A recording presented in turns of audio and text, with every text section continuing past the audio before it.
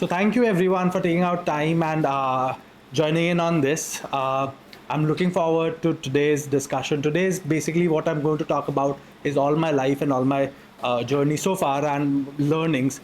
So today's the point that we want to cover, how I've named it in my head, uplearn and upgrade. Basically learning how to learn. It's a topic that I've acquired over time. So I was a topper for majority of my school days. I did very well in mathematics. I did well in other subjects like English, SS. I learned guitar. I learned Spanish. I learned cricket and whatnot at that point in time. However, I feel I did not know, or I know I did not know how to learn. Uh, Here is how it all went. I got into good colleges, I got admitted into good colleges, but somehow I chose to stay back at home in Surat and stay close to my family business. And at that point, I joined an institute called Finacle, and that is where it was a young institute.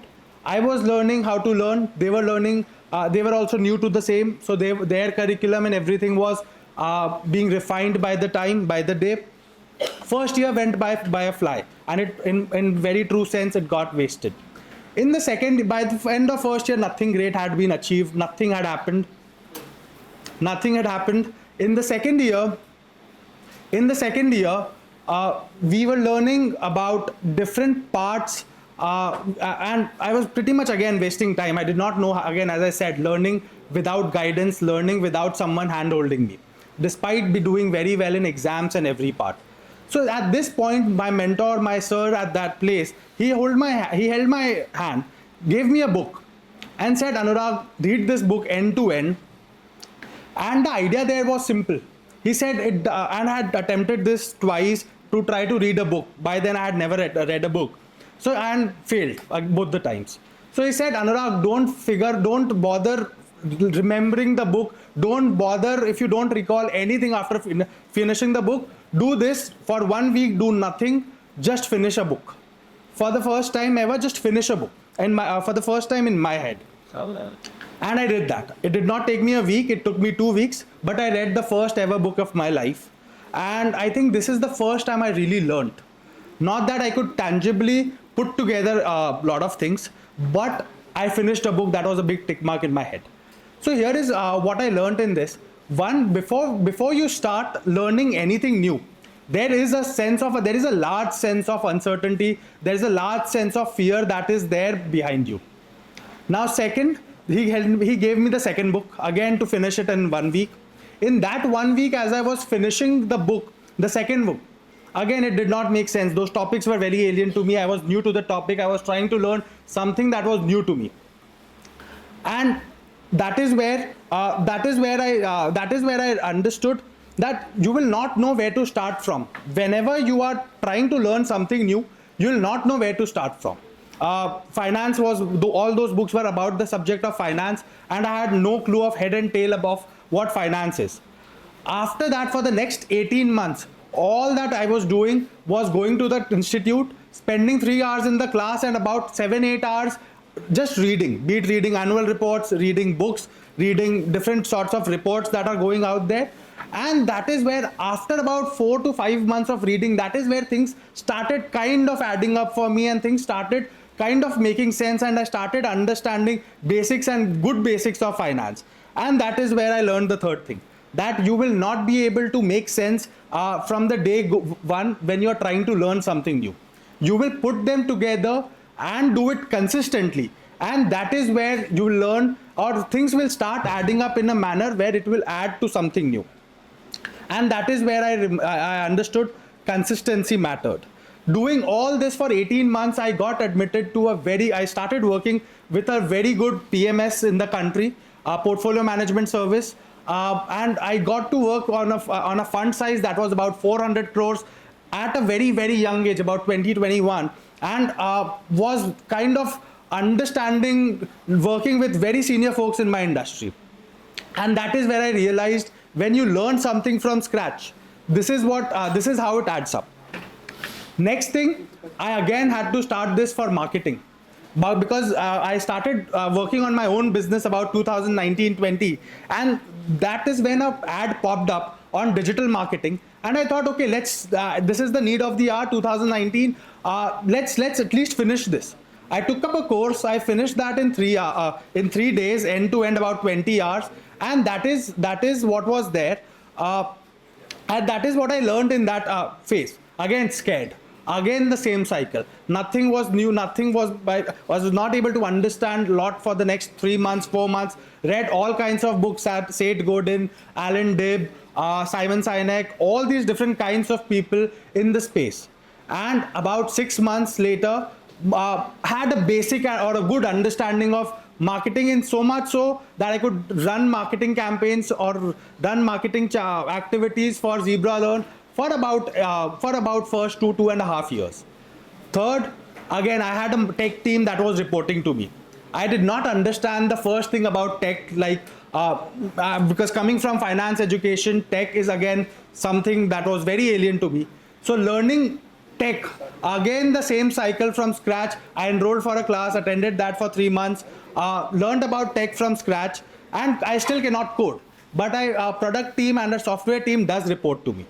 Now, building these three pillars on marketing, on finance, and on technology, that is what built Zebra Learn into so far about a $10 million company and going forward. And all this none of this comes from formal education. All of this is coming from non-formal education, learning on own, basically through the resources that are very cheap. I'm sure I would have spent a very nominal amount on all the learning materials that I have put together. And at Zebra Learn, it so happened that we became an education company by ourselves, and we ended up spending a lot of our times understanding learning as a whole. And we have a research team, and I work very closely with them, and that is where we figured out about 36 modes of learnings. I'm sure there are more, but 36 modes of learning that are there: pre-recorded courses, live course, book, audio books, seminars, webinars, mass learning centers. Then there are internships, then podcasts, Instagram, YouTube. All these things are different, and 37 such. These are different learning modules that we identified. Also, we identified about also we were working, and we read a book called Conditions of Learning. That book is all about how do you make a good learning outcome possible, how do you get a learning outcome done. And that book talks about any good learning or any good instruction should compose 9 items. First, the content should always start with gaining attention of the audience. Second, it should talk about expectation, what the audience is going to learn or what the learner is going to learn. Third, it should talk about retrieval, something that they already know. Once these things are established, only then can an instructional piece talk about new pieces of information, that is new stimulus. That is the 4th step in the 9-step process. 5th step, once the new information is presented, how do you semantically encode it? Basically, how do you explain it well so that it gets registered in the mind of the reader or mind of the learner?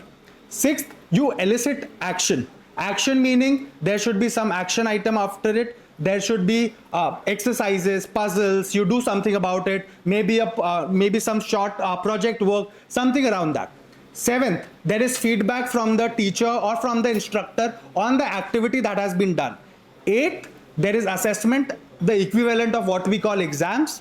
And 9th, true education gets accomplished only when the learner is in a position to transfer that knowledge to someone else and take it beyond the instructor, or take it be the instructor to someone else. And that is what 9-step conditions of learning mean as per that book. And we identified out of those 37 modes of learning that we have seen, there were few of them that established all these activities. Books, courses, colleges, all these are the slow means of learning, as we say it. These are all able to achieve all the 9 activities by themselves.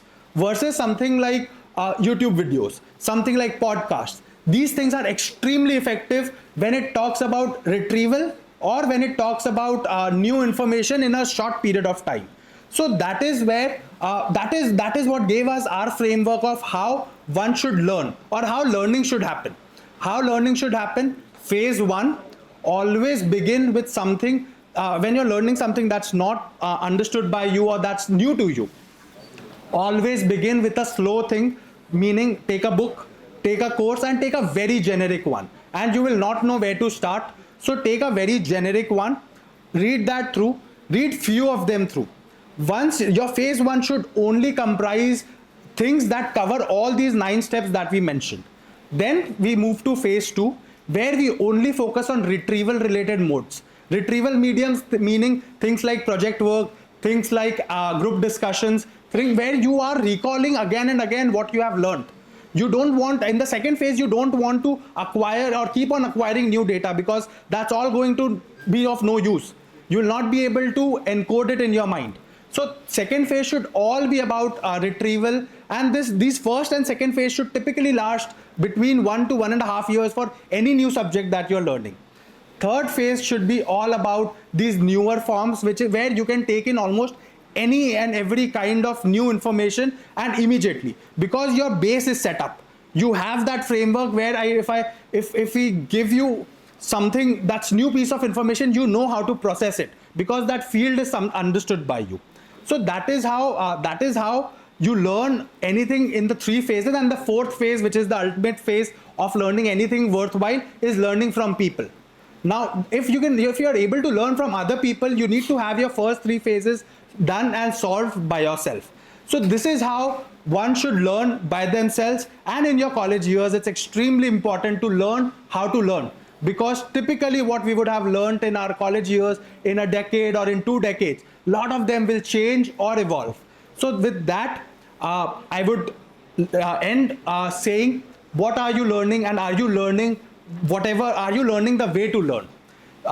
Right now, as we speak, I am starting this journey for myself of learning again with AI. That is the thing of the hour. But going forward, different things will come up. So my request is, learn how to learn.